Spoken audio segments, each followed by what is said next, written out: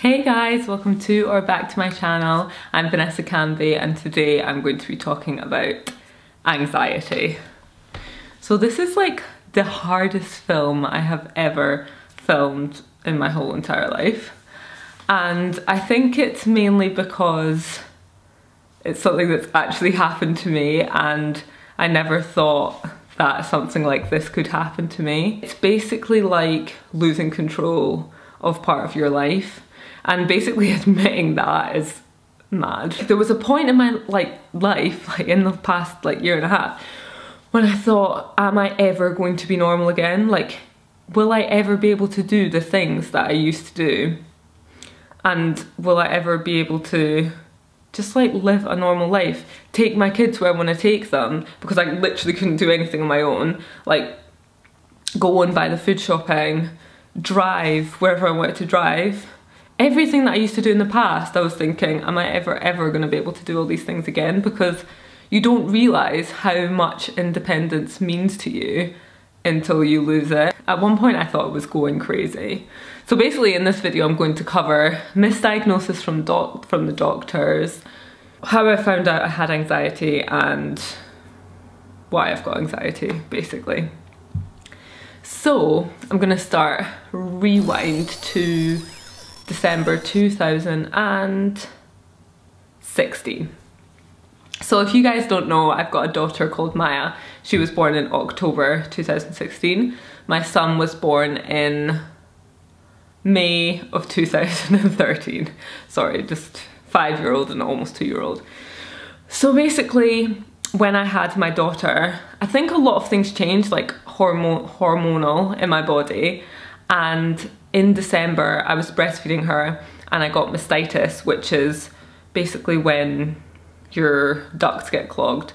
And I ended up fainting onto the bed, onto my bed where my husband was, my daughter was. And my husband screamed at the top of his voice Vanessa, are you okay? And I could hear him, but I couldn't move because I'd fainted. And then I got up and I was fine. And oh my god, even talking about this makes me feel really weird. I haven't really spoken about this much. And anyway, from that day forward, basically I had anxiety. And then something quite traumatic happened about a couple of weeks after that. And that added to it, that gave me PTSD, post-traumatic stress disorder. So I definitely got that. What happened to me was I was feeling faint. I thought I was actually going to faint for about a year, and it was the worst. I would be anywhere and I would feel like I was going to faint and I couldn't do anything. So first of all, it started off, when it first started, I was in my house and I couldn't walk from room to room. It was that bad. When this whole thing first started, I had to crawl on my hands and knees from the living room to the bathroom to the bedroom, whatever, because I literally thought I was going to faint. It felt like I was walking on a ship. And so that was horrible. Sorry, I don't know how I'm just the worst person that coping with my feelings. Then it gradually got better to the point where I could leave the house. Obviously I had a baby that I was breastfeeding as well. And so I managed to leave the house, but I couldn't drive because I felt like I was going to faint. I couldn't do a lot of things. I couldn't really be in the presence of other people. So I could be with my husband and I felt like I needed to be with him all the time, or I could be with my parents, but beyond that I couldn't. So my husband, I remember this, he invited some of his friends over to our house and I had to leave immediately, and I didn't know what was wrong with me at this point, by the way, guys.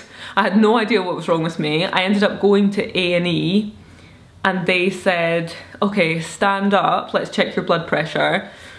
Checked it, said it was dipping a little bit, but not enough to make me feel faint. They actually even said to me, you're really tall, so just be careful when you're standing up because it could be that. And I was just when you're thinking, I've been tall my whole entire life, I'm pretty sure that this month hasn't just decided for it to be, hard for me to stand up. Anyway, so I went to A&E, they told me that.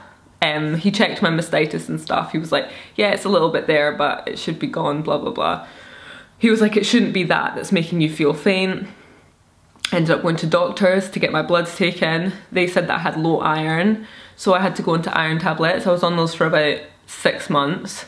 My iron got back up to normal levels. Went back, I was like, I'm still feeling faint. I can't go into food shops. I can't go into busy places. I can't do this, I can't do that. I can't drive. And they were like, oh, so obviously the iron was sorted out because they took my blood again and iron was back up to normal levels. The doctor told me, you've got a child, you're probably tired, you've got a baby, you're breastfeeding, you're probably tired, you're probably just like, you know, giving everything to the baby and not having enough stuff for yourself. And I was like, I don't believe that, because I was thinking, I've done this before and this never happened. I'm on round 2 of children, so I kind of know how it is. So I was just like at a loss. I was just thinking, I don't even know what's wrong with me. And actually my sister said to me at the start of all this, do you think it's anxiety?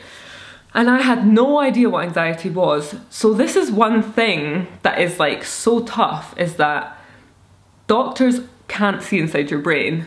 So you can go there and tell them your symptoms, but how are they going to know what really is going on with a mental health condition?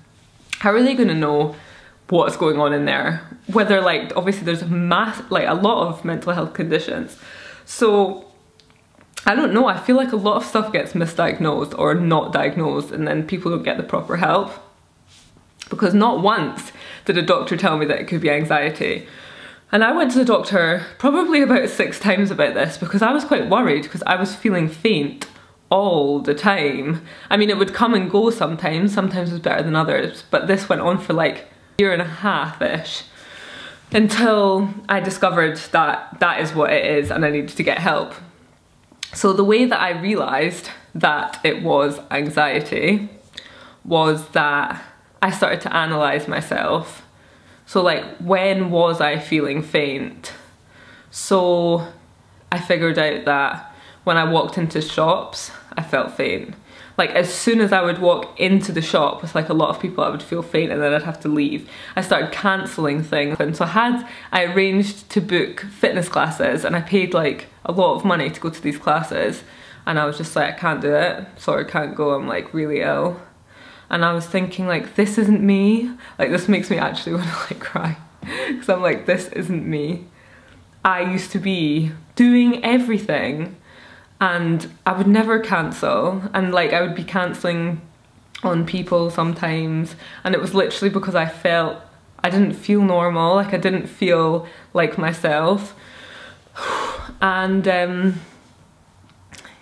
yeah, and I couldn't follow things through. Even like the dog training classes I booked, and I couldn't go because I didn't want to go on my own. I only wanted my husband to come with me, and he wasn't available to come to them every time, so I only went when he went. And it was like I was so dependent on him like driving me places, going everywhere with me, and I was like, this has to change. Got to a point when, yeah, I was checking when it came. I would walk into a train station, I would get it like just like a rush of like, whoa, I feel like I'm gonna fall over, so I'd have to like hold on to things. So I called like a mental health specialist, told them my symptoms, and they said, yes, that sounds like anxiety.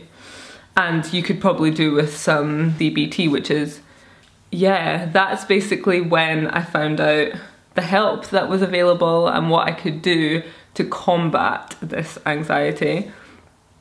And I'm so glad that I found out that it was anxiety, and that I was able to try and get a hold of it. And that is what I'm doing just now.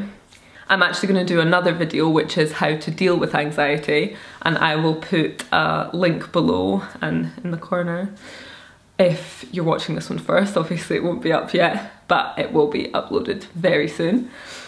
And yeah, I just wanted to share this anxiety story with everyone because I feel like it's hard to know if you've got anxiety, and that it's so like underground. Although mental health is such a big thing at the moment, everybody's talking about mental health, which is a great thing. it's still very difficult to know if you've got a mental health condition. I've never been having any mental health condition my whole entire life, and I actually thought I was going crazy. It's really woken me up to a lot of things, especially people that have mental health issues and disabilities, to how like life-changing they really are, and how you know, grateful that we should be for our sanity and for even every single cell in our body for working. Thanks for watching this, guys, and please comment below. I would love to hear any of your stories, and if this has helped anybody even like start to realize that they might have anxiety and maybe they can get help for it. Or yeah, I really hope this can help somebody, because I needed this video and I couldn't find this video when I was looking for it. So yeah, thanks for watching, guys, and please subscribe if you enjoyed it. See you guys, bye.